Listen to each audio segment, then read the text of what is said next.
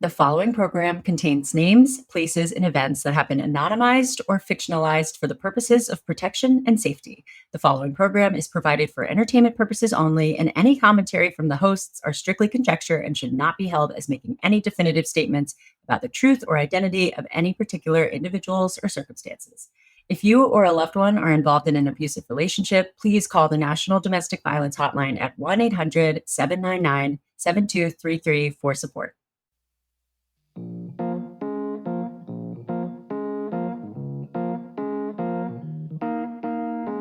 Hi, happy Dating Detectives Monday. Hello. Everybody, so many people are like, I can't wait for Mondays because I need more dirt. We've rebranded Mondays for you. It's Dating Detectives Monday. But this one's cool because you guys are going to actually recognize, or you're going to remember one of the guests that we're going to hear from. And this is a special one. So yeah. If you did not listen to this episode in the past, we will tell you what it is. You got to go back. Leslie Barbara is here today. She's a matrimonial attorney from New York, and she's been on the show before. Her episode was called Dogfish Expert, Prenups and Protecting Yourself with lawyer Leslie Barbara. And she had her own dogfish story to share. Yeah. Which was crazy because it even happens to big name people. And oh, yeah. Go listen to the iconic. episode. It was really good. Yeah. So we love her, and you guys sent us questions for her. It's a really interesting, obviously her story. Oh my God, I remember like the spaghetti, just go listen. And then she reached out to us and was like, I have a story for you. You need to talk to one of my clients. Yeah, it's her actual client. Well, she'll explain how she's involved in the story. We're not going to give that away, but she is here with her client to talk through this story. And I will warn you, closure is not what I want it to be. That's what I'll say. Sometimes we are left reeling with no answers, and it freaking sucks. But how good is this story in terms of like warning people? Yeah. And I think it's interesting. Every time someone shares a story, there's always someone else who says, oh my gosh, I went through something similar. Oh my gosh, I'm going through that now. And I'm excited to get into it and just share with you guys because we just love Leslie so much anyways. It's going to be great. And send us questions, thoughts. We'll tell you at the end. Quickly, Patreon. If you're on our Patreon, we effing love you. I was about to like curse for no reason. Thank you so much for paying that extra $5 a month. And if you want to join the Patreon, you can do that anytime. The link is in the show notes. It's $5 a month. You get 2 bonus episodes. And the book club, we do book club. So that'll be next week. Yeah, April 27th. 3 p.m. Pacific time, we're meeting to talk about The Perfect Marriage by Geneva Rose. You've still got time to read it. You will have plenty of time because you will not want to put it down. And I think the follow-up book, The Perfect Divorce, just came out yesterday. It just came out. Like, yeah. I just saw that too. And I put I'm holding it on the library Libby app. So I can listen when it comes out. I'm ready to dig into that one. So anyways, that's going to be really cool. I'm excited to talk about that and see what you guys thought of that. It's wild. Yeah. All right. So anything else, or should we just give it to Leslie and Allison? Yeah, let's give it to Leslie and Allison. Let's let them take it away.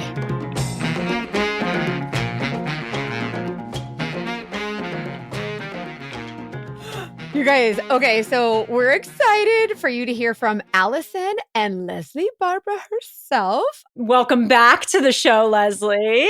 So happy to be back with you ladies. I've missed you. And Allison, we're so glad to have you here. Will you please just take us away? Take us on this journey. Yeah, thanks so much for having me. So I am a newly single mom to a teenager. I was with my ex for 19 years, married 15. Wow. And so forever to most people. Forever, half of my life. I'm 39 now. So yeah, basically I went on the apps and I was ready to dive into the dating world as an adult for the first time in my life. Yeah, scary. So I did a bit of serial dating. I had fun with it. It was age range between like 27 to like 47. I didn't really know what I was doing. I was just... That's fair. Meeting people, you going were getting out. Back out there. Dipping your toe in. What apps did you try? I was on Hinge and I also did Bumble. Mainly Hinge, though, was my main app.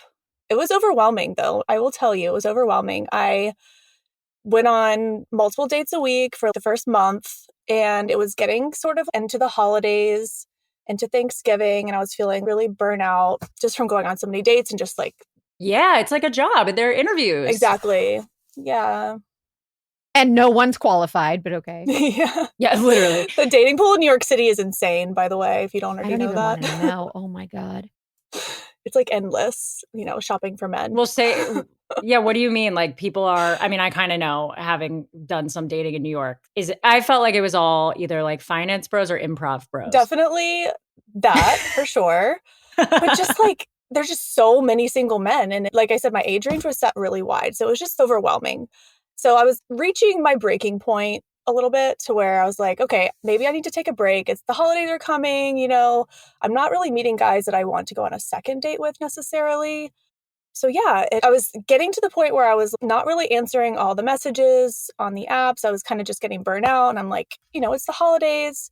Thanksgiving passes. It was a rough Thanksgiving. It was my first holiday single, and I was feeling pretty emotional. In walks Brian. I matched with him and we had immediate banter, and he sucked me in really quickly. He had a good-looking profile. It wasn't boring. He initially messaged me with a voice note. So, I hear the British accent. He's from the UK. Oh, no. Yeah. For an accent. Accents are good. Exactly. Yeah, I'm out.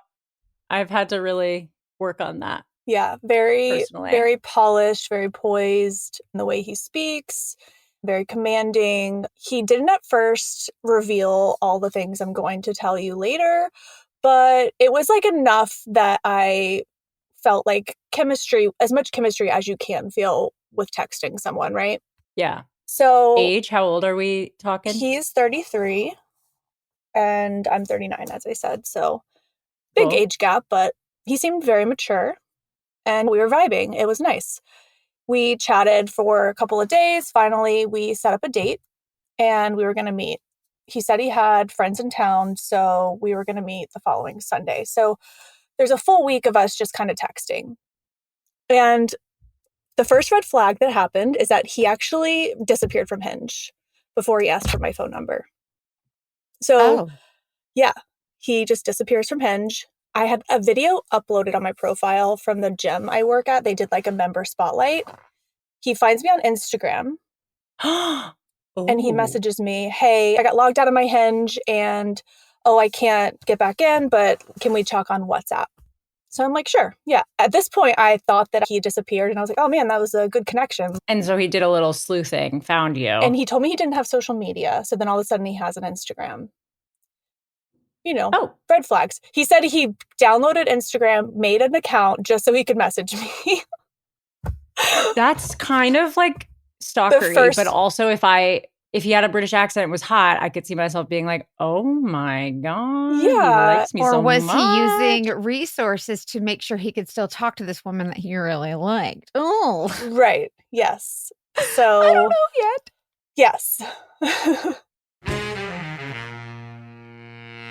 Delete Me makes it easy, quick, and safe to remove your personal data online at a time when surveillance and data breaches are common enough to make everyone vulnerable. You guys, data brokers make a profit off of your data, which is a commodity. Anyone on the web can buy your private details, which can lead to identity theft, phishing attempts, harassment.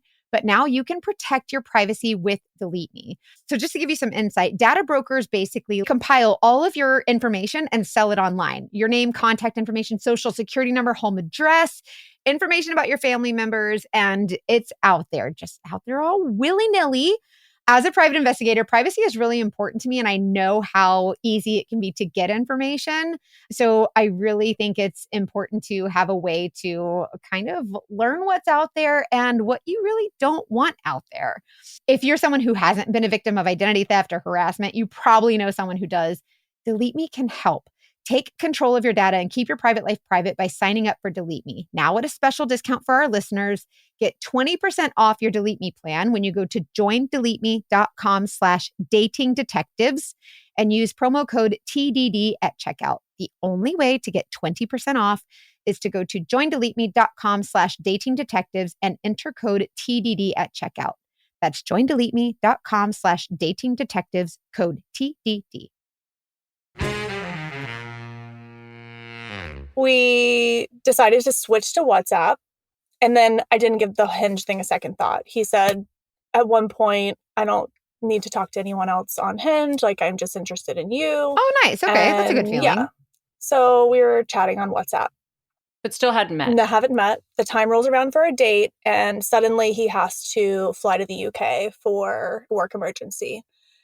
The story also, I didn't mention before, is that he was a real estate developer from the UK, from Scotland, and basically lived in New York City for the past year in an apartment in Williamsburg, which he was in the process of selling.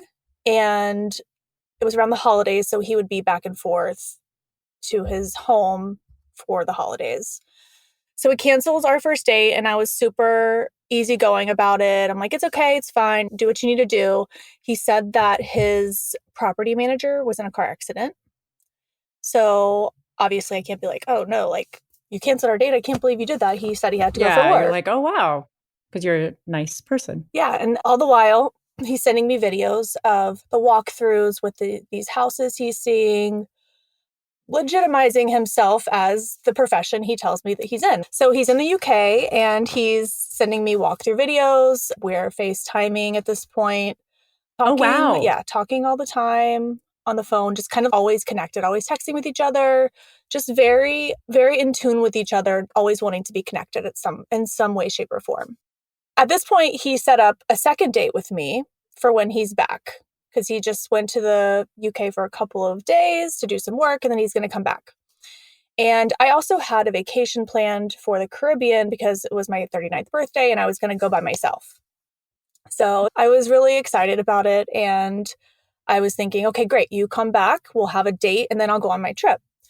He comes back and he's like, oh, I fell ill. I'm super sick. I got to cancel our date. I'm like, okay, this is disappointing. Oh, wow. I didn't even know this part. Yeah. Yeah. So he tells me he's sick. He cancels a date and I fly to the Caribbean, and he tells me he's going to come to the Caribbean. Okay. How'd you feel about that? I was like, okay, that's an epic first date. I was super excited. So were you worried at all? Or I just mean, like, the way he speaks is, no, I mean, I was in a hotel. Like, what's the worst that can happen? I don't know. Yeah. I was being murder. Yeah. Yeah. I mean, only murder, it's fine. Hannah got on a boat. Yeah, I feel like, it's one of those things where it's a kind of a public place. I don't know. Yeah, I was being silly. You were going alone anyway. Yeah. Yeah. I mean, I don't know. I thought it was exciting. What a great first date to be in the Caribbean. So the trip then turned to being about him coming and not about me having a solo trip and finding myself and finding peace and being alone. And that's the whole purpose of it was. So that's something that will probably haunt me forever, is that I allowed him to kind of take that power from me a little bit. Mm-hmm. Well, I was just going to ask you if there was a part of you, because I feel like I would have felt this way, that was like, how badass of me after the divorce to go on a new trip with a hot Scottish man. Like, you have that need to kind of validate yourself. Was exciting. Through that, yeah, exactly. which is so normal. Yeah. Even though you're right, the solo empowerment. Yeah. That's what we're all trying for. So yeah, up until the morning that he was supposed to be landing, super early in the morning, I thought he was coming. And I woke up in the morning to a text, oh, I'm sick again. I can't come. Oh, jeez. This guy. Okay. And at this point, you would think I would be like, okay, I'm completely done. Okay. But I need you to understand that I was in a super vulnerable position. I was just grasping onto this idea of this successful, attractive Scottish man that was going to come and sweep me off my feet and make me feel like the most beautiful woman in the world and the most important person in his life. And it just, he was giving me validation that, and now I know in hindsight that I was just trying to ignore all the things I should be doing, like healing and, mourning my marriage. We say they often meet your unmet needs. Yeah. And kind of hone in on what those are and are able to focus on that. Yeah. And by focus, we mean prey on that. Yeah. Right. And I actually did tell him at that point, I can't do this anymore. I'm on this roller coaster with you. I want to meet you and you keep canceling on me and it's not nice. But he's super, I can't, like Leslie, he's pretty charismatic. He kind of like speaks, like he commands. The accent. Yeah, the accent. Yeah, I don't know. And he's just... I believed him when I first met him. So he weasels his way back in, and I forgive him. And he's like, at this point, going to be in Scotland for the rest of December because of the holidays, which is believable for me. A lot of people go back home for the holidays and stay there until the new year, right? And I'm not talking to any other men at this point. He's just filling time and fulfilling needs of me having a connection with someone. So we're bonding, we're talking. He's really saying all the right things to make me think that he's just this amazing person, right? He painted himself to be this super successful, that he came from his family had a wealthy background. He was in like supercars, Lamborghinis. Oh, nice. He was FaceTiming me from this huge estate, and I see the house. I see inside the house. But he didn't have like previous marriages, kids. No. Anything in that realm that's come up. Okay. Nope. Just a wealthy family. Yep. He talked about his family all the time too. He said his mom was a defense attorney, and she was also in property development. She had 40-something properties. Yeah. And just to give you an image, this guy doesn't look like what I'm describing. He's covered in tattoos. Okay. Which I also found very appealing, because I'm like, okay, this well-spoken. Yeah, I was into it. He wasn't like any of the guys in New York, like we talked about. He wasn't a finance bro. He wasn't like a cookie cutter guy. He was different. So we get through the holidays, it's New Year's, and he's finally going to fly to New York and come back home, or so he says, home. At this point, he tells me he's sold his Williamsburg apartment and he needs to stay in a hotel. So he books this super fancy hotel. But I think you should tell our ladies why he doesn't have the money from the proceeds of the sale of his Brooklyn apartment. Yes, the money's in escrow. Okay. From selling his apartment. And apparently it was like a multi-million-dollar sale, according to him. So if I can put my 2 cents in here. You give us a whole $1. Perspective, or just any perspective. When you sell your house, you get your money. Unless there's an IRS lien or any judgment or some court order. I mean, there are exceptions, but when you sell your house, you get your money from your house. It doesn't wind up sitting in an escrow account. Mm-hmm. I didn't know. I had no idea. That became the springboard for why he doesn't have money. Mm-hmm. All my millions of dollars are in escrow. So red flag. And does he go into more excuses on why they are or why it is? Or he's just like, that's just the way it is? And he just said that's the way it is. Like, I had no idea. She didn't know, right? I didn't know. She didn't have Leslie at the time. Yeah. Mm-hmm. Yeah. Yeah. So he checks into the hotel and I'm meeting him for the first time. So I go to the hotel. When I meet him there, like I said, he wasn't exactly what I expected, but I didn't really care about the looks at this point, because when you've matched with someone on dating apps, at first it's about physical attraction, right? Let's be honest. But once I saw him and I saw he wasn't exactly how he looked in his photos, I just overlooked it because I felt like we had a really strong emotional connection. And that's what I cared about.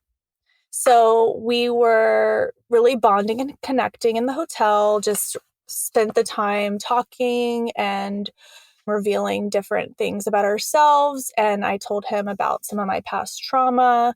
I told him that my father had passed away from lung cancer. And in that moment, he said, oh, well, I want to tell you that I actually was diagnosed with lung cancer myself. And my gosh. Yeah, he had part of his lobe removed surgically a few years ago. So I felt like that was a connection. And we really just unloaded all of the things that you don't typically talk about with someone so quickly when you meet them, you know? Yeah. So we felt like immediately kind of bonded. The build up. Yeah. And then the sex was good too. Like the sex was amazing. You know, that doesn't hurt, right? And I feel like that should have been a red flag a little bit, because he was portraying himself to be kind of like this nerdy, like quiet guy, but then in the bedroom he was like the complete opposite. He was like the tattooed guy that I was like describing, the bad boy. Like the bad boy. Yeah. Like it was like, pleasantly surprised, you know? So from there we began the journey of falling in love with each other. We were together a lot, spent a lot of time together. And then he tells me that the hotel, he had to leave because he was upset with them because when he checked in, they swiped his card twice for $16,000 and he was using a debit card. The hotel cost him how much money? Yeah, so he booked the hotel, he said, for a month, which was $16,000. That's weird too. Yeah, so he tells me that they swiped him twice, so he's out 16,000 times 2, and he was going to leave the hotel and come closer to me. Okay. At this point, my daughter's with her father, so he's very much welcome into my home. I'm allowing him into my home. And for that week, my daughter was with my ex, so I'm like, yeah, be around me. He was taking care of my dogs. He was cleaning my house. He was just being super attentive, cooking me meals. At this point, he was going with me to my gym. He's meeting my friends. He's just like getting involved in my circle. And what's the response there? Do people like him? Yeah, my friends thought that he was super sweet. Just a really nice guy. And I'm like, yeah, he's like mopping my floors and he took my Christmas tree down. He's just making himself so useful and helpful that I'm just like, wow, how this guy's amazing. This episode is sponsored by BetterHelp. You guys, I know that therapy can feel like a big investment, but the state of your mind is just as important as your physical health. Mental health is health. So let's talk numbers. Traditional in-person therapy can cost what? Like $100 to $250 a session, which can add up really fast. But with BetterHelp online therapy, you can save on average up to 50% per session. You pay a flat fee for weekly sessions, and it saves you on cost and time because you don't have to leave your house. It's very accessible, and therapy should feel accessible, not like a luxury item. And with online therapy, you can get quality care at a price that makes sense and can help you with anything from anxiety to everyday stress. I use BetterHelp because I feel like sometimes it's nice to learn those positive coping skills and setting boundaries. It really empowers you to be the best version of yourself. And it's not just for people who've experienced major trauma or anything like that. Sometimes it's just a nice way to talk it out with someone who's unbiased that can give you those tools and resources for coping and stuff like that. So whatever you're going through, it's worth it. Your mental health is worth it, and it's within reach. Also, I would like to say they have over 30,000 therapists, and BetterHelp is the world's largest online therapy platform, having served over 5 million people globally. It's convenient. You just join your session with the click of your button, and you can fit your therapy right into your busy life. You can switch your therapist when you need to. I like it a lot. It helps me a lot. And I hope that it'll help you too. Your well-being is worth it. You are worth it. Visit betterhelp.com/TDD today to get 10% off your first month. That's BetterHelp, HELP.com/TDD. So the week after he comes out of the hotel that double charged him, he's staying with me, but then my daughter's coming back the following week. So he's like, so you gotta, he's gotta hit. You gotta go. So it's time for him to go to the hotel, and he's having the money issue. He says his suitcase was lost. That's another thing that happened. He says his suitcase got lost. He's showing me screenshots of the AirTag saying like AirTag location not found. He's on the phone with the airlines in front of me, disputing his bag getting lost. Super believable. I hear another person on the line. Like he's filling out the form of all the lost stuff in his bag, and his credit cards were in there, which is why he used a debit card to check in, by the way. Oh, okay. So he's got an excuse for everything. Sure and bad does. luck. And I called him out for it, and he actually ended up gaslighting me so hard about not supporting him when he was going through like struggling, that at the end I was this is what he does. I call him out, and then he gaslights me, and then I'm apologizing for making him appear to be like what he actually was. Classic. Yep. 100%. That's what they do. Yep. So at this point, he's like, I'm going to go back to the UK. I'm going to get my finances straight, this and that. And he's super abrupt about it. And obviously I got upset and I started crying, and I'm like, I really wish you weren't going to leave, especially just so on a whim, unannounced, you're just going to leave. And I started crying, and he was like, oh, okay, I'm sorry. I didn't want to upset you. I'll stay. I'll figure it out.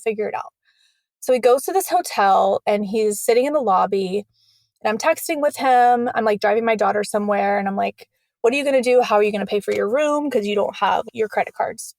He's like, don't worry, I'll figure it out. So hours and hours go by and I don't offer to help at this point.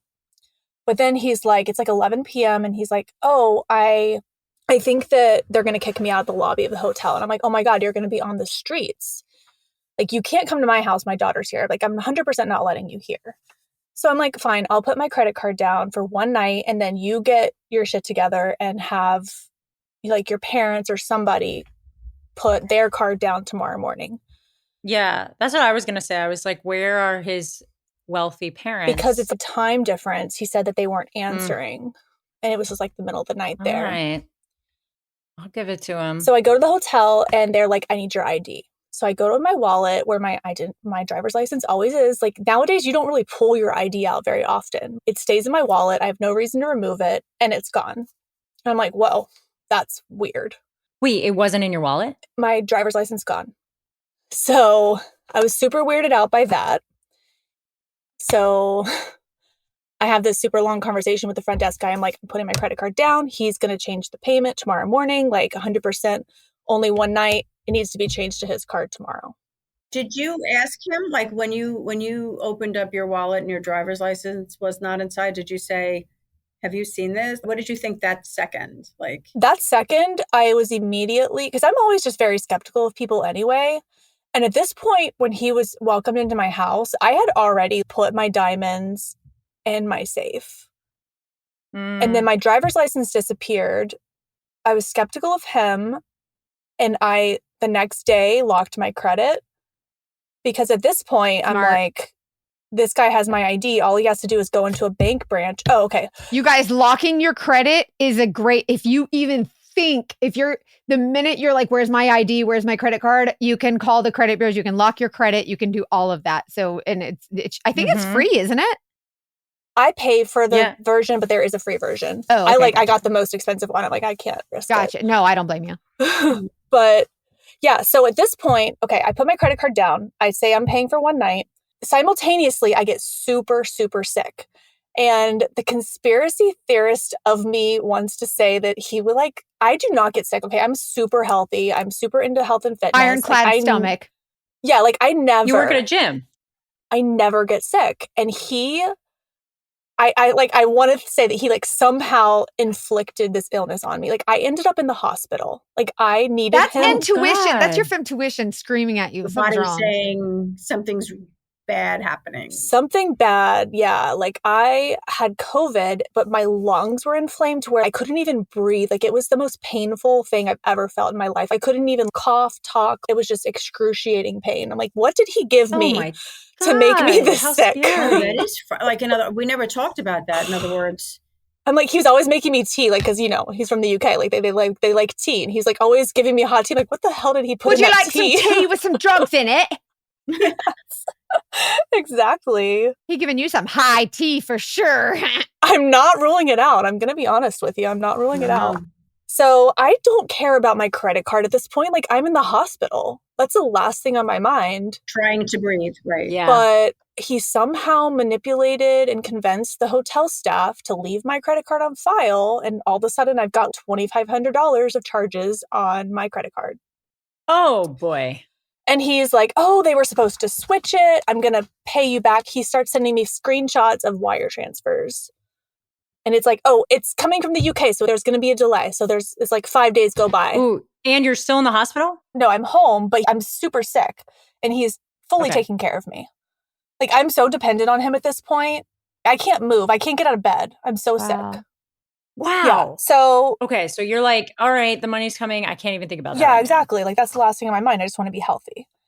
But enough time goes by where I'm like, okay, man, just give me my money, you know? He does end up sending me $1,000. And I'm like, okay, but only 1,000 came in. Like, where's the rest of it? Oh, I didn't change the amount. It defaults to 1,000. And I'm sorry, I'll get it back to you. But at this point, I'm ordering Uber Eats. He's basically living in my apartment every week that my daughter's not here. He's drinking my drinks and eating my food. I'm like paying for his transportation, like on the subway and the path. Uber Eats. Or on the train. Wait, where is he living the weeks your daughter is there? So at this point, this is only within like a 2-week span. So he lives with me for a week, then he goes to the hotel for a week. Then I get super sick. He's telling me he's going to pay me back. Okay. He accidentally meets my daughter. I'm still super sick, and he is sitting on my couch, and my daughter's dad lives really close to me. So she has full access to both of us. She can just walk between our houses. She needed to come get something. She uses her key. She walks in, and he's sitting there. She comes unannounced, as, you know, teenagers do. She's 14. Yeah. Exactly. She had no idea that I would like have a guy there. And she knew about him. Did she knew about Brian. Like, I'm him? super open with her. She knew I was dating. She knew about him. I think that they accidentally met on FaceTime at one point. She walked in my room when we were on the phone, and they like said hi. Mistake number, I don't know, but that was a mistake. I should have been more proactive about that, and I've learned my lesson. But so they meet, and he immediately bonds with her. And I'm like, okay, you guys have met at this point. Okay, fine. She wanted to be at my house. So we watched a movie together, and he just found ways to really connect with her over movies and music. And at that point, it just spiraled. You know, they just knew each other at that point. And at the same time, I was super sick. I ended up in the hospital again. And then we were checking out, and I went to go, they made me pay when I was leaving, like my copay. And I went to look for my Amex, and it was gone out of my wallet. And I'm like, at this point, I knew it was him. Like, I 100% knew he took it. And I just kind of played it off. I like didn't have the energy to question him. Yeah. And he's like, oh, I found it. Look, it fell. It fell in your bag. It fell conveniently. It was in my sock. How did that happen? Weird. Yeah. How did that happen? Yeah. So I knew something was up for sure. So I finally get. And your license, had you found that yet? No. Had he had license gone. Found that on the floor too, or that was still missing? License was gone. He never confessed to it, and I never asked him directly, but it was just kind of like one of those things where like he knew I knew. You know, it gets a little scary, right? I mean, now we're kind of bordering in hindsight, scary, right? Yeah. I mean, she's like deathly ill, in and out of the hospital, can't really fend for herself. She knows she's on to him. He knows she's on to him. They're living together. Scary. Yeah, and I don't have any family up here for support. I didn't tell my friends exactly all of the drama that was going on because I didn't want them to not like him or something. And he was, totally. You know, it's like one of those things. So I was just kind of ignoring all the red flags. And he was actually also simultaneously, while I was sick, saying he was buying a house in a penthouse in Soho, and he was also purchasing a Porsche. What? And with what funds, sir? He made himself out to be this super rich guy that had no access to money in the U.S. Mm-hmm. But he was going to buy it from the escrow funds. In other words, he sold the apartment. He sold the apartment. The money was in escrow, according to his narrative, and that was going to be used to make the purchase, right? Yep. But at this point, he has not paid me back. Also, at the same time, he has told me that we're going to a wedding in the UK for his tattoo artist friend who does like celebrities, and he's selling me all these stories, which I really could care less about, which is why I didn't dive in. But we're going to this wedding. He shows me plane ticket screenshots with first class tickets, hotel bookings with this super expensive hotel and a suite. And there's going to be influencers and like footballers at the wedding. He makes himself out to be this like socialite. Okay. And I did try to Google him and nothing was coming up on Google, but I just figured it's because it was like UK/US. Like it's whatever. So first he says he's going to buy a Porsche that I can use. So I get introduced to this Porsche dealer who I did look up on LinkedIn. He was legitimate. And he linked him up with me because I was going to be driving it and he was going to use the Connect app. So I even got a link with the VIN number of the car he was going to buy so that I could create an account for myself on the app. Yeah. So I'm in contact with this sales rep to get the app downloaded because I will be driving this vehicle. And he says, I paid for the car already, but he kept putting it on the car salesman. He's like, oh, he keeps telling me it's not ready or this or that. And finally, I'm like, I'm sick of being pulled around because I got to drive my daughter to her sports this weekend. Like you told me the car is going to be here. So I literally picked up the phone and I called the guy at Porsche. And I'm like, hey, what's going on with the car? he's like, oh yeah, I'm just waiting for the cashier's check. Oh, that's what he was waiting for. I'm like, oh, so it's not paid for. And he's like, no. So that's actually the time that he hadn't paid me back the $2,500, and then I found out the car was not legit. That's when I broke up with him.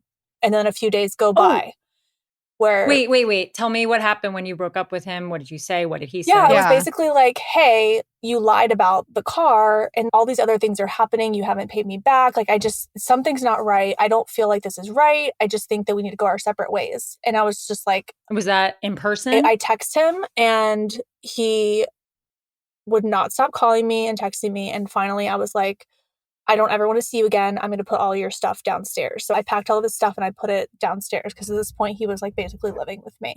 Wow. So you were like, wipe your hands clean of this guy. Mm-hmm.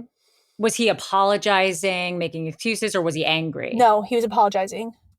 But in your mind, you were totally over it. You were like, F this guy. Like, I don't know. Yeah, I was. But then after a couple of days, it started setting in. I'm like, well, maybe it hit you. I should hear him out. I should hear him out.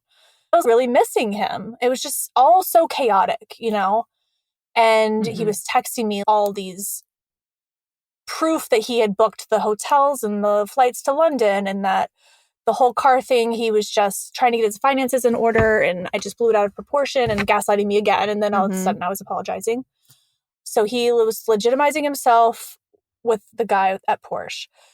And then at the same time as the whole car stuff, he was telling me he's buying a house in Soho, and this super successful real estate agent was helping him buy it. So at this point, I break up with him, then I forgive him. He weasels his way back in. Wait, I have a question. Yeah.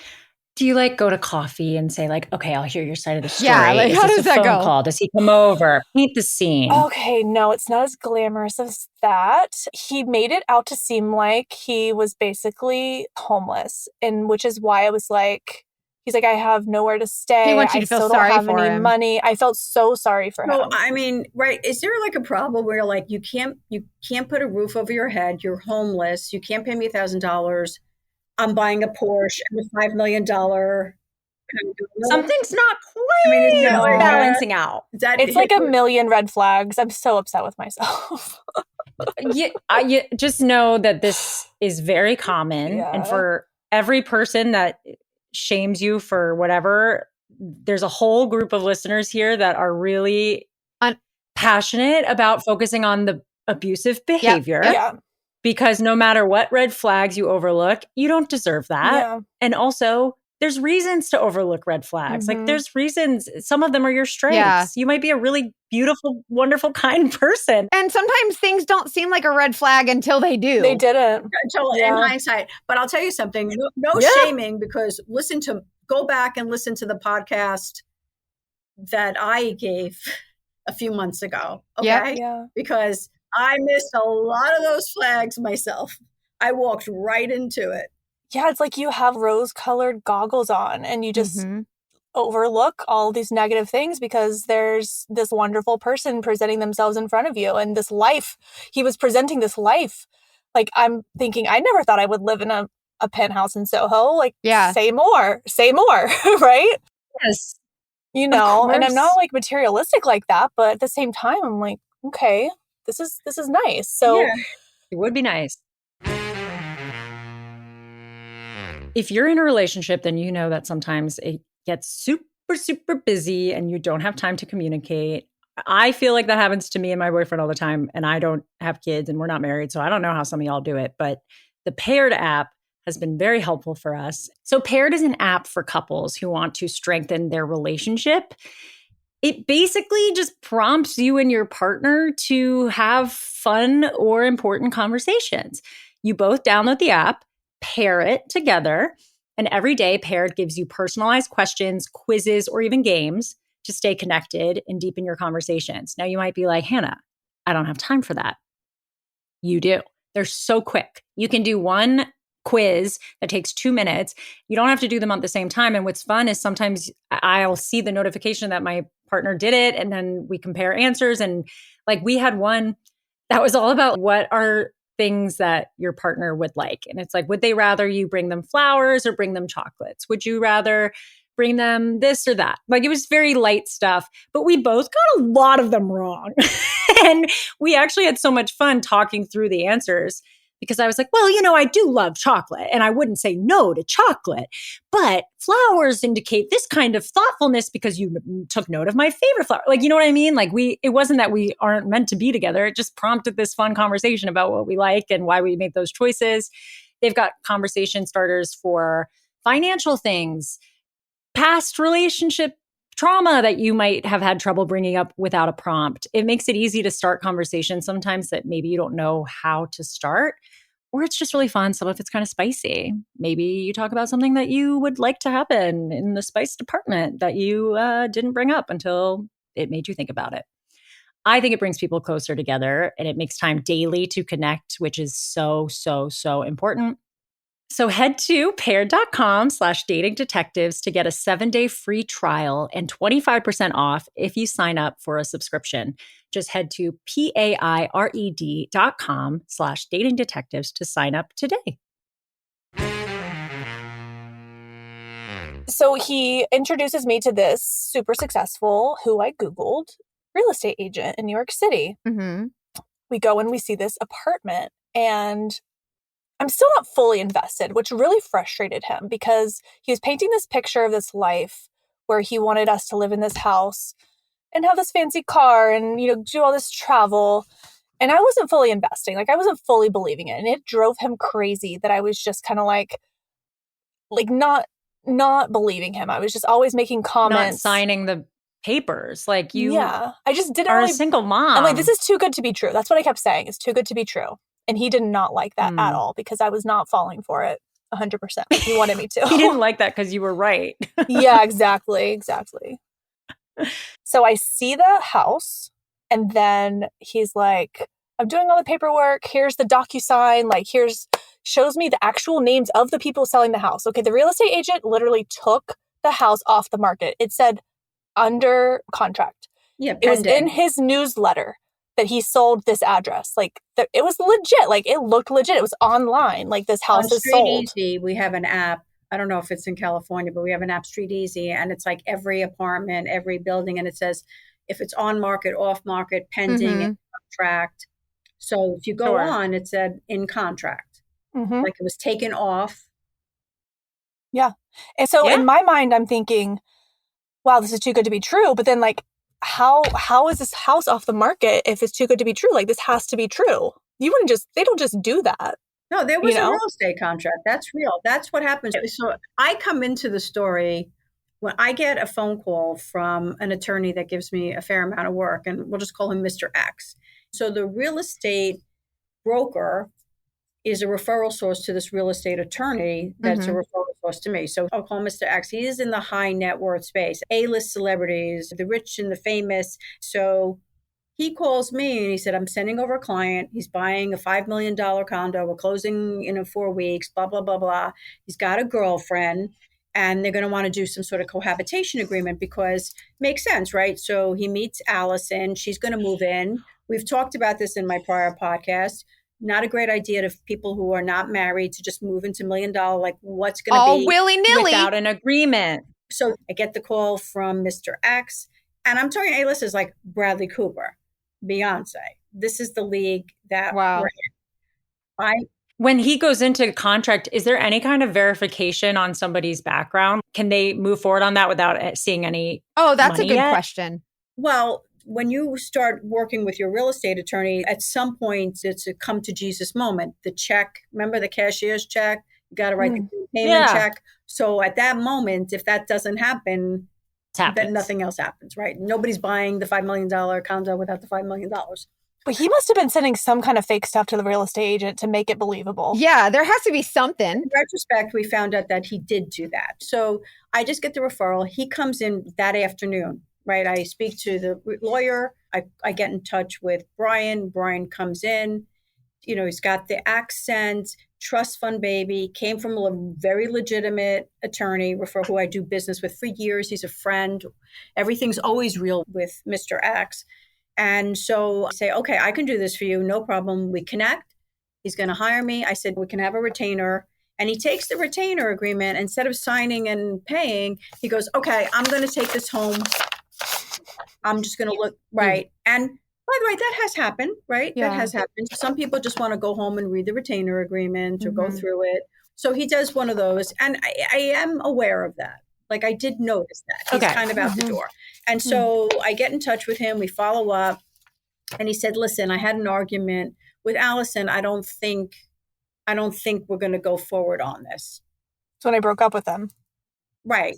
Right. So this is right. Because you were like, this is so weird. He didn't say, I got dumped because I stole her money and the credit cards and I'm full of crap. So he's just like, oh, we had an argument. So then he says to me, but she's getting a divorce and maybe you could be her divorce lawyer.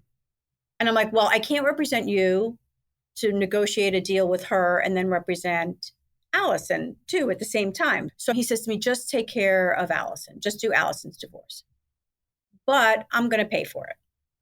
So which I was so apprehensive about. I'm like, I don't think you should do that. Like, I was so apprehensive, Leslie, about that. I was not fully on board because I just thought it was weird. But by the way, it's not. A lot of people going through a divorce, it could be very, very expensive. Sorry. Yeah. No, it 100% very expensive, depending on what's going on. Totally. It can be extremely expensive. And a lot of people go to their family, friends for financial assistance to help them subsidize the litigation. So it wasn't crazy. So then I meet Allison and the three of us are together. I bring one of my attorneys in for the meeting and we all connect. It's like she wants to hire me. We're good, And then she signs the retainer agreement because you have to have I signed it right there. I'm like, sure, I'll sign it. Like, okay, I like you, so here we go. So she signs the retainer agreement and then you have to pay. So, which I thought he already did. He told me he already paid you. So he kind of runs out of the room again. He says to me, he goes, I'm going to email you my credit card information tomorrow. So, of course, tomorrow comes, I don't get the credit card. So then a few days go by and I'm like, because I do have a busy practice in other cases, but I'm like, oh, wait. And I text him, I'm like, did you send in the credit card? Because as soon as you do, we're good to go. I'm going to send a letter, an attorney's letter. Yeah. And so he emails the credit card information. He fills out the form and whoopsie, he misses and forgets to complete the CV code. So I'm like, okay, I've seen that happen too. So I'm like, all right, Brian, you need to fill these digits out and then just get back to me. So that takes 2 days. So then we get it. And then when we run it through accounting, and apparently the card expired that day. Oh, what? Coincidentally. So that doesn't go through. So then he says, well, I have it on my Apple phone and I could do this and you could digitally imprint it. And I'm a businesswoman and we deal with tech. And I'm like, I have no idea what the heck you're talking about. I don't even know what you're saying anymore. So then he's like, all right, well, maybe the best thing to do is to send a wire. And then at that point, my associate, Nicole, says to me, this dude doesn't have another credit card. He only has one credit card. Yeah, he's got $1 zillion, he has one card. Only one card? So, all right, so we'll do a wire. So then he starts doing with the wire. And then I get this thing, which is a wire thing from this private banker. Oh, God. In the UK saying, great, thanks for letting me know. I've arranged the transfer of $10,000 to the following account, blah, blah, blah. Just give it 2 days. So I'm thinking. And did it look standard, like what you're used to? There would be no reason for me to think. Actually, if I do look at the wires, they are usually different, but this was like an email from a private banker. Yeah, you're not going to like go through and put it side by side with every other payment you've ever had. So, and I don't run accounting, but I work a lot with the guy who runs our accounting. He's terrific and we're doing a lot of money, right? So I'm like, did we get that? And he said, oh, we just got this, so it should be fine, And then at that point, I call up the real estate attorney who sent me the case. It was Friday, February 21st. So it's been a few weeks since you met. So yeah, I call up the real estate attorney and we do business together on a lot of cases. So I'm like, what about this? What about that? And I go, and this guy, I said, I'm waiting for the wire. He goes, oh my God, he's full of shit. I forgot to tell you. What? I'm like, what are you talking about? He goes, he's never going to pay you. Forget about it. He, never came up with the money for the contract. I said, but I have a wire thing. He goes, yeah, I got the same one. Money's not coming. Oh my God. So he just wants to see how far people will work for free? Yeah. So then like, I think we're both like. Same time. Like the same time we reach out to each other and we're like, I said, something's not right. Allison, something's really wrong.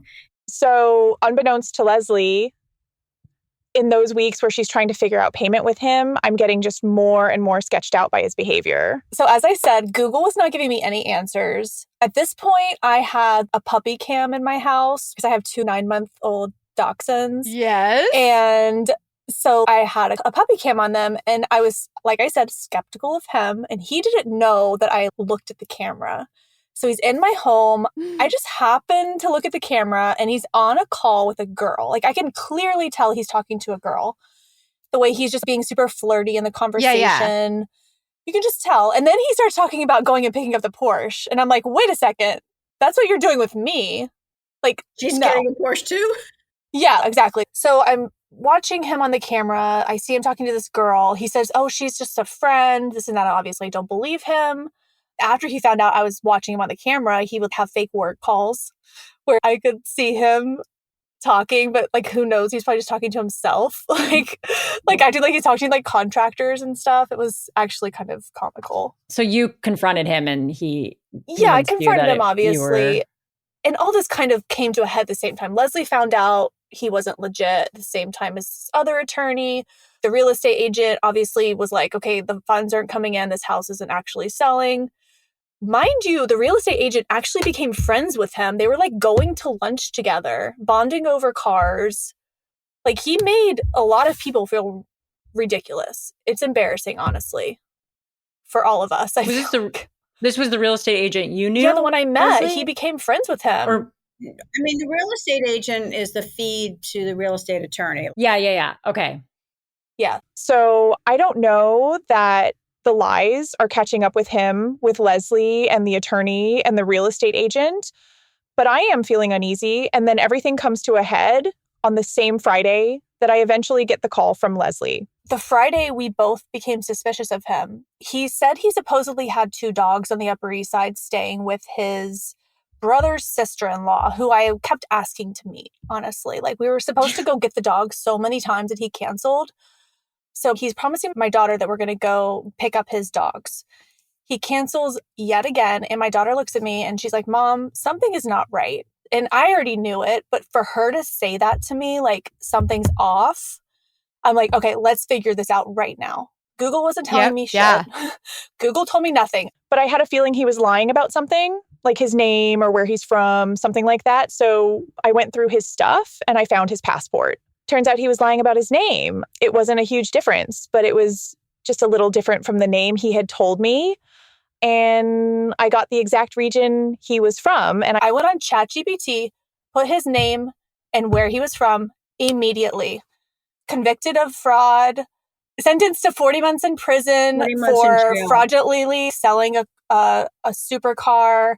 What? Like hotel fraud. I think that he did not lie about his mom being a defense attorney. I think she got everything wiped off Google, but nothing is stronger than AI. AI was like, let me find out what's going on. And it gave, in 2 seconds, it told me that he was a con artist, basically. And this was all in the UK, though? The UK articles, but like mugshot, like scary mugshot. This was more than either of us thought. Like, in other words, he was sentenced to 40 months in prison for 2 independent scams, one of which was a hotel scam. Mm-hmm. Which, by the way, I think he did scam the hotel when he first came to New York. I think that he did convince them that they double charged him with fake bank transfers. What? And I'm pretty sure they refunded him. I'm pretty sure. And that's probably what he did in the UK as well. Oh, like, it's a scam he does. Scam, you double charge me, making, concocting fake records. Papers. And then they're like, oh, we're sorry. And then here's your credit. And then they give him money. And it was all... Wow. Yeah. And so part of his crimes was skipping out on hotels, owing over 11,000 euros, right? Was that? Yeah, 11,000 euros. And then he pretended to sell a car for 80,000 euros, that he didn't own, right? Yeah. I literally found this out while he was in my house. My daughter's sitting next to me on the couch. I had to pretend like nothing was wrong as he left for like a haircut. And he is so intuitive. Like, I was putting on my best act, okay, which isn't great, I'm sure. But I thought I did a good job of pretending nothing was wrong. But he, like, intuitively knew. He's like, is everything okay? I'm like, yeah, everything's fine. No like, big okay, deal. go enjoy your haircut. He walks out. I lock my door. I call the police. I pack his shit. I text him. I'm like watching his location. At the very second when I knew he was coming back, at this point, I had the police at my house filing a police report. Oh, good. Packed all the stuff. I sent him the link and I'm like, I know everything. I don't ever want to see you again. Sent him like his mugshot. Oh my goodness. What? So what happens next? Of course, he's denying it. Deny. How do you deny the photo of a mugshot? And because if you say it's the illusory truth effect, the more you say it, the more it's true. right. How would I be here? But I want to hear what he How said. would I be here if I was convicted? Like, they dropped all my charges. And I literally was like, I don't care. I don't ever want to talk to you again. But in the back of my mind, I'm like, he still owes me $2,500. Yeah. And then Leslie calls me. And so I share with her everything I've found. So when we finally realize what's happening, we reach out to each other. And she had an appointment to come in to start with her divorce. Of course, the money hadn't arrived and he hadn't paid. And I'm just like, you know what? Just come to my office anyway. No matter what, we need to talk. I was like, I'm not leaving. Like, she hadn't retained me, right? She's not my client, she didn't pay. But I was just like, no. I'm not leaving her hanging out to dry. I was like, come to my office. We're going to talk. Because I didn't know what he was I didn't know if he was standing around the corner. He was stalking her. I didn't know that she was safe. I didn't know anything. Leslie helped me. She didn't have to either. She was out of the goodness of her heart, felt like she wanted to help me so that I wasn't in danger. And, this guy manipulated and did this to me and also her. He manipulated you as well. And I'm so thankful to Leslie. I think Allison did the right thing because she came right to see me and we brought in my team. I have former district attorneys on my team and we made a plan. That's for her. amazing. First of all, we wanted to file a police report. We wanted to make sure that security on her building, right? So she has a residential apartment and a work office, and there's security for you can't enter either without getting buzzed in or passing through security, that they were each given a picture of him so they knew not to let him up. And then the next thing we were talking about is whether or not we were going to file for an order of protection. But the question is, what's creepy and what's a crime? So you did have a larceny here. Creepy versus crime. Oh, I'm going to write that down. Interesting. Creepy versus crime. We have a great creepy. We have the king of creepy. Oh, yeah. With the tattoo. Oh, yeah. What tattoo? Did he get a tattoo of your face? Oh, man. Honestly, I think what he did is worse. It's actually... Why? Yeah, he's just like, he's still on this kick of, I'm so in love with you. Like, he's written me multiple handwritten letters about how much he loves me. After the police situation. After I'm done out. with you. I'm literally done with you. I've told him I have no interest in you. I'm moving on. You hurt me so much. I said my piece. He's still confessing his love. Like, I wrote him one time. He was at the hotel and I sent him dinner. And I wrote on a little post-it like, love you, Brian, XOXO, with my horrible handwriting. My handwriting is god-awful. So he sends me a photo that he literally got my handwriting of that post-it tattooed on his arm. Like, I'm not talking like a hidden place. Like, it's on his arm where you can just see it. Plain as day. Oh, my. Yeah. After you threw him out and told him it's over. Had the police involved. Yeah. I think he's just like doing everything he can to try to get back in my life. And so he brings me these love letters. He brings me my money. He actually paid me back $2,500 in cash. And I think he only did it because he knew that was the only way I was going to see him. Yeah. So at this point, after he paid me back, I said, I don't ever want to hear from you again. And now you're completely cut off. You've cut off. Yeah. He's sent a couple more, like, I love you. You're the best thing that's ever happened to me. You're the loss of my life. All, this and that. But he's actually been true to his word and he hasn't reached out since. He's said like his piece and he didn't give me truth because he showed up on a random motorcycle and had a whole new wardrobe. I'm like, how did you get that? But he's not going to tell me that. He's not going to tell me the truth. So what's the point of trying at this point? So yeah, I haven't heard from him since, and I'm still cautious and just, taking, if anything, any more red flags happen, like Leslie and I are in touch. Right. And the police are notified. We have a police report. I mean, at this point, to get an order of protection, you need like some sort of offense that's committed, right? What if like immediate offense? Like if he violates the security and he's like standing outside her apartment door, order of protection. But at this point, the better avenue would be to possibly go to the FBI or to law enforcement and say, here's this person who's done this to me, who has a history of doing it to other people in the UK. And maybe you want to look at this person. Mm-hmm. So, and I did try to reach out to law enforcement in the UK, and I think that his case just got dropped. He did tell me that the way he got arrested was that he was in the US, he came back to the UK from the US, and he got arrested on site, and then he never got convicted. So he somehow got off. Probably his attorney mom got him off. But he was, didn't it say he was sentenced or he was... I mean, I thought he was sentenced, but he never did time in prison. He like went to jail, but not actual like prison. Right. He was like, hey. So how's he going back and forth?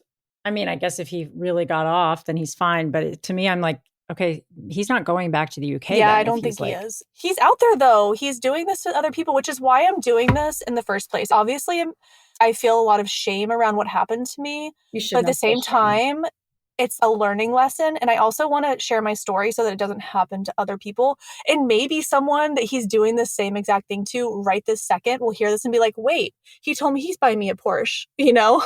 He put a tattoo of my Post-it note on the other arm. Yeah, or he has the tattoo and he said it was grandma. He probably says his dead. Yeah, my mom died and that's what the last thing she wrote to me. Because your name's not on it. Your face isn't on it. It could be anybody. Wow. I didn't even think about that. Okay, wait. So we're I want to go back to this timeline. You guys have your meeting. Yeah. You get your money. Mm-hmm. You tell him to stay away. Mm-hmm. And now he's away, right? Now he hasn't. This is out. it. Yeah. That's it. Oh my God. Okay. And I did not block him. And when did this happen? This was the last correspondence was probably about a week ago. And I didn't block him. Leslie and I talked about this because if I blocked him, I can't see if he's harassing me. Mm-hmm. So by him being unblocked, I can see if he's actually trying. Yeah, it's almost safer to not block him because I can see if he's actually trying to reach me. And he hasn't. He hasn't reached out. I definitely look over my shoulder, and I also have a mace and a sound alarm on my keychain. I'm very aware of the fact that he could be lurking. I mean, would you consider going to the FBI or, the district attorney's office? I mean, I tried to reach out to the police in the UK, and they really didn't want to talk to me. But the crime occurred here, right? Yeah, the crime occurred here, but the police report I made, like, he didn't actually steal money from me because I willingly put my credit card down at the hotel. And he returned the money. I don't have proof that he stole my driver's license. So there's not really a crime. Guess we got to check the tea. Yeah. Like, can you do like a poison test on me? I don't know. Right. Yeah. Oh, well, that's horrifying. What about all of the people he's promising to pay and then doesn't pay, like services rendered? Like, is that a crime? No, I mean, no, because he did not retain me. He did not sign the real estate contract. I mean, it's. What about the surveyor you said? I haven't talked to the yeah, he had a surveyor come out. He never paid, but I didn't have that person's name. You can't charge him for a crime he committed. I would love to go to the hotel and be like, hey, did you guys pay this guy back? But like, it just wasn't like, I did report him on all the apps. I sent all the apps I could think of, all the phone numbers he could use, all the emails he could use, all of his photos. And the apps were very responsive and like, hey, give me all the details you can so we can get him removed. So I did do that. And then obviously I alerted Leslie and the real estate agent in the Brooklyn, the Porsche Brooklyn. It definitely sounds like this is really bad.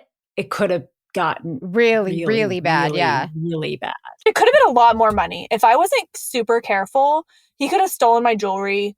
He could have stolen my identity, my credit cards. Like it could have been so much worse than $2,500. I fully realize that. And that's what the listeners have to keep that in mind is that there are so many red flags, 25 red flags that happen immediately.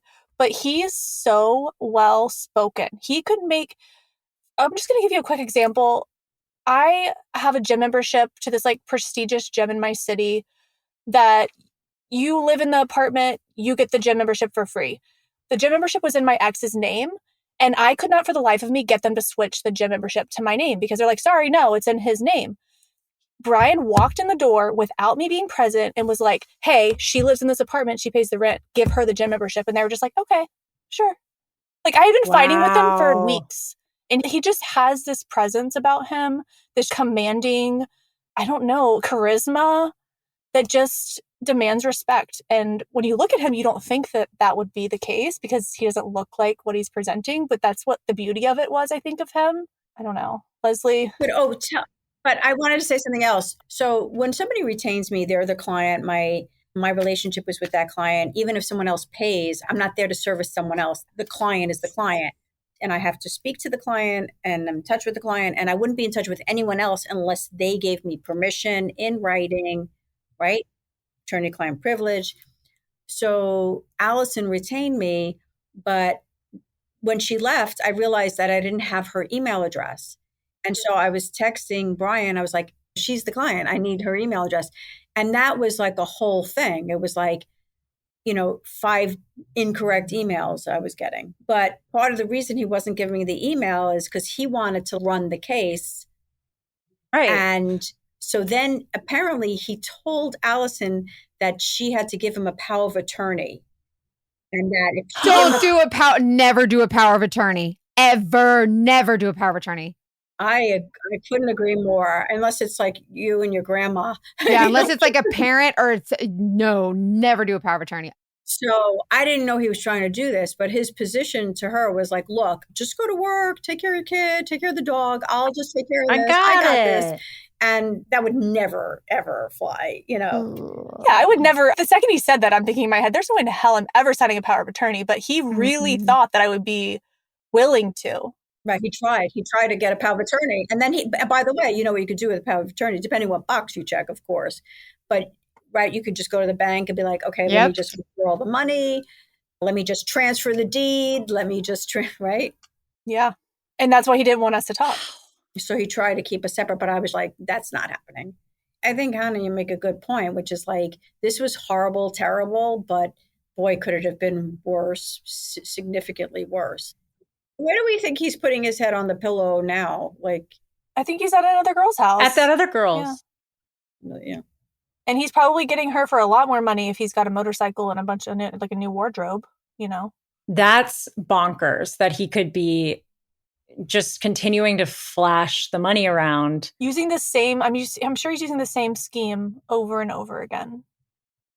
Mm-hmm. And people are just falling for it because he's a sweet talker and... Yeah. He says what you want to hear. I feel like I asked you this on the last episode. So everybody go back and re-listen to Leslie's episode or listen to it for the first time if you haven't. But how does somebody know that they have a good lawyer for this kind of thing? What are signs to look for if somebody's in Allison's position and they need help? Well, I think you want to go to somebody, first of all, in the area where the crime or the incident committed. So she's in Manhattan, because if you're prosecuting for a crime and you're going to law enforcement, you have to go into the county where the crime occurred. So you need to have contacts there. And then if you're going to, say, family court to get an order of protection, so you need an attorney that's local in the county where the incident occurred. You need to have somebody who has the background, matrimonial and criminal. I mean, these are all romantic relationships, criminal issues, larceny. So you want somebody who's experienced in that field. I think Allison and I got lucky because we just we had chemistry, we connected, and we both. He brought you together. You're his worst nightmare. Our silver lining was that we met each other. And I think she also, like, at that point, Allison really, her intuition was like, okay, I'm with somebody who's got my back. And I think that's also important too, that she knew I had her back. And like I said, I don't have family up here, a lot of people that I could turn to. So Leslie just really made me feel like I had someone looking out for me. So I'm forever grateful for her. And then, of course, when we did meet that Monday, I was like, and by the way, you're going to be on Dating Detectives. Yes. Right? That's right. You're like, I have the best thing for you. By the way. That is so great. And then I sent her the link to the episode that I did. I was like, listen to this, keep listening, which she did. And then I was just like, okay, another silver lining, right? Let's do it. We're bringing folks together. I like it. Mm-hmm. You're going to help a lot of people. And I'm glad that you know that coming in, because your story's I'm very glad that you're here. Thank you, Leslie. You guys are amazing. I'm so glad that you guys came together. Like, that's really cool, I think. And I'm glad to be back with you. We love you so much. Our audience loves you too. Thank you.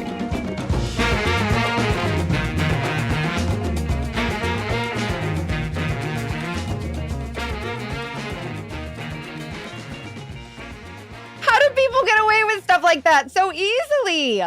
I'm so mad.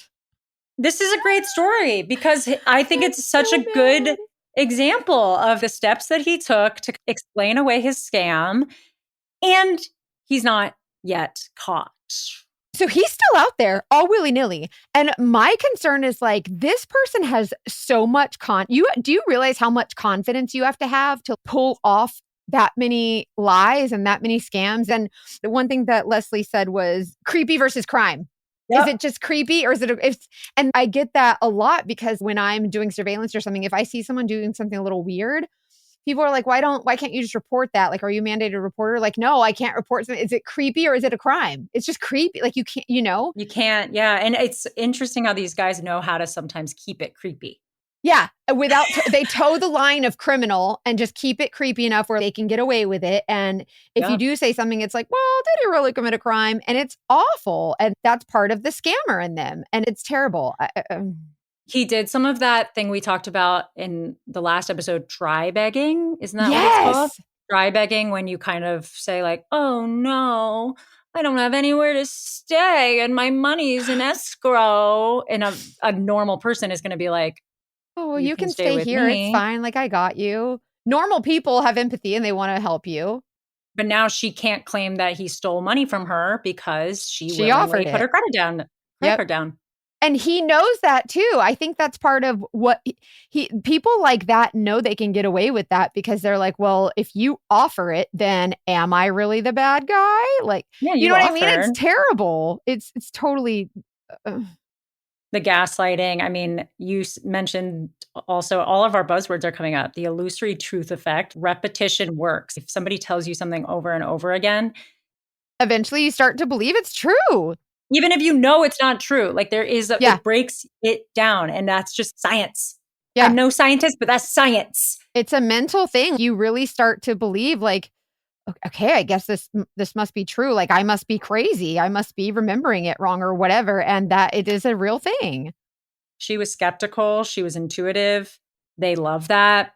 I haven't talked to this guy, but I am getting the sense that these dogfish really do like preying on people that it's harder to scam. They like on the surface, you would think would never fall for something like that. The minute you start thinking that you won't fall for it, is the minute it happens to you, the universe is giving you a gut check. And another thing that she said was when you feel like someone is scamming you, or if you're just not sure, lock your credit. That's lock it up. And that was a big takeaway for me because a lot of people don't know you can do that. Just lock your credit up so that no one can take out loans in your name. No one can get credit. No one can rent an apartment or anything because you see how easily people just scam and it doesn't you just using your name. It doesn't hurt you to do that. Mm-mm. And you can do it for free. It just shows that you're protecting yourself and there's no penalty or anything. You just you physically cannot get any credit. No one can. Yeah, no, that's great. And also the not ever doing a power of attorney. Oh yeah. So a power of attorney is basically a document that says, just for instance, my brother was in the army for 20 something years and his wife was here with the kids. And so he gave her power of attorney. So anything that he had going on, if the car was in their name and she wanted to make payment or whatever, it basically gave her the override. So if his name was on it or whatever, she's saying, I have power of attorney, which means she's acting as him. She has the power to act as him, for him, on his behalf. So when you sign a power of attorney, you're saying, I trust this person to make any of these decisions for me. And that's don't do that ever, never, unless it's like your mama or someone that you really, just really trust. Know. AI, ChatGPT on the how crazy is that? It found him. On the downside, scammers can use it for any damn thing they want. And I was just talking to somebody about, I'm sure everyone is having these conversations, like the ethics of AI, like what is good and what's bad, the environmental impact, who's creating it. Like there's so many areas of it that are confusing. I do think that it's happening. at the end of the day, we can't deny that that's where the world is going. And I want to continue learning how to feel safe with it, which I don't have the answer for, but it's a conversation we're going to keep having if that's cool with y'all, because it was interesting. I loved how she was able to find him with that.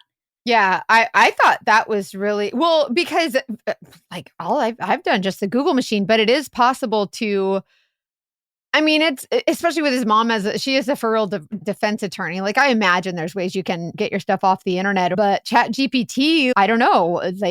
Apparently they can still find it. So that'd be interesting to use now as a PI. Like maybe that's something I can start using. I mean, yeah. And it's interesting. And it's something we should all be aware of, that our information is easily accessible. Yep. But also it could be a tool for safety if you need it. Yep. Also, it's like, how accurate is it? We don't know. There's different tools to use. Like it's a tricky one, but I mean, it worked in this case. And I don't know. I think it's interesting. I have two more things that I wrote down that I kind of want to talk about. One is, remember that moment when she was like, maybe I should hear him out? Yes.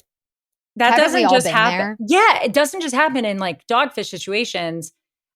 I wanted to hear your opinion on getting quote unquote closure after a breakup, because I think people have really strong opinions about whether or not that conversation is healthy or not. But so that's that's kind of like the same thing as asking, like, should I tell? That's a personal preference thing. Like some people like me, I need to know closure really bad, but also like you fixate on it. Yeah, you hyperfixate on it. And it's like, you can't let it go. And then there's other people who all they want is to let it go. And talking about it would just drive them up a wall. But also some people are like, oh, I just really love him though. Like I really liked all of these aspects about him. So I hate that he's scammed me in such a way that like, I want to know more. And it's hard to acknowledge the truth when you hear it a lot. And so it's like hearing it again, you need to hear, okay, let me hear him out, like give him a chance, And I think that's so tricky. I think I'm usually the person that's like, there's two sides. I get it. But yeah. I kind of think I have a strong opinion about this. What is it? It's that you can't get closure from anybody else. So even if they explain. Oh, that's good. That's what I've just seen so many people get convinced to give it another shot when they open up that door.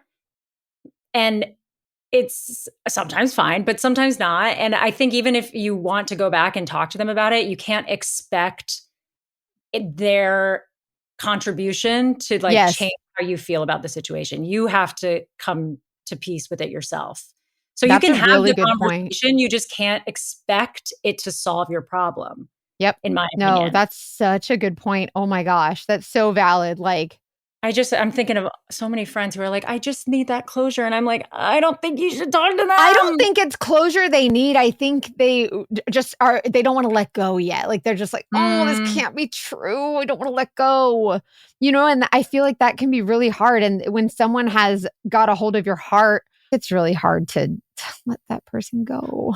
Oh, it's tricky. If you need to tell your story, please email us. Tell us what you're going through. We'll give you an ear or a platform or whatever. We would love to hear from you. And I just think the more we talk, the more other people hear and the less they feel alone. And it's that sense of community. So super important. So email us. I know the email address, just in case you were wondering. Our email address is investigate@thedatingdetectivespodcast.com. Email us your story. We'll tell it for you or give you a place to tell it, and just keep those conversations going. They're really important. Notes on that. Sometimes we read stories that are emailed to us on Patreon. Oftentimes that's because maybe they're not like a big enough Dogfish story to do a full episode on. When I say big enough, I don't mean like significant enough. I just mean like maybe it's you went on one date with someone and it turned out that they were not who they were. Or they're not romantic. Like if you have a friend, a coworker, a client, whatever it is. Those are Dogfish too. Those can be Dogfish. We want to hear from people who are not just women. We're open to all people. Dogfish, we're equal opportunity Dogfish haters. Yes. And you have a place, like Mackenzie said. And also just make your subject line a little bit detailed about your story so that Molly can get through them and organize them. She gets a lot of emails and she works really, really hard. So we might not respond right away, but we care about you and are grateful for you sharing those stories. Like it's really brave and it helps people. Yes. So thank you guys so much for your support of our show, but also of each other. We love you. So We love you. Go on Patreon, talk to each other. I love seeing your conversations on our social. Yeah, keep the conversation going for sure on Patreon, also on social. Keep sharing us on your social. We love to see that. Thank you so much for sharing our show. And I think it helps others. People were tagging us in this one Instagram post so much. And I just saw that person reached out to us. So Molly, when we're offline, thank you guys. You're sleuths out there. So just planting the seed. And as always, you guys, trust your intuition.